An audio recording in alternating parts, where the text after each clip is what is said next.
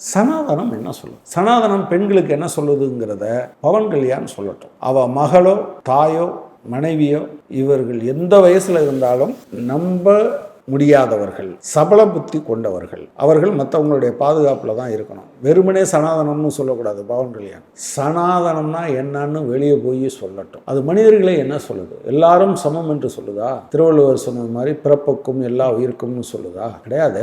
அப்போ மனிதர்களுக்கு இடையில் யார் சொத்து வச்சிருக்கணும், யார் சொத்து வச்சிருக்க கூடாது, யார் படிக்கணும், யார் படிக்கக்கூடாது, இப்போ சொல்லியிருக்காங்கல்ல சில யூனிவர்சிட்டிஸில் எஸ்சி எஸ்டி ஓபிசியில் தகுதியான ஆளே இல்லை, அதனால அது நிரப்பப்படவில்லை என்று அவங்க சொல்லியிருக்காங்க. ஸோ அவங்கள பொறுத்தளவில் பிறப்பின் அடிப்படையில் எஸ்சி எஸ்டி ஓபிசி இவங்கெல்லாம் தகுதியானவர்கள் இல்லை. அதைத்தான் சனாதனம் சொல்லுது. அதைத்தான் பவன் கல்யாண் பேசுறாரு. பேசட்டுமே. பொதுவாக சனாதனம்னா அது அழியாத ஒரு தர்மம் தத்துவம் அப்படிலாம் பேசிட்டு இருக்கக்கூடாது. சனாதனம் மனித வாழ்க்கையை பற்றி என்ன பேசுது? எல்லா கோயிலுக்கும் எல்லாரும் போகலாம் அப்படின்னு பவன் கல்யாண் சொல்லட்டும், பார்க்கலாம்.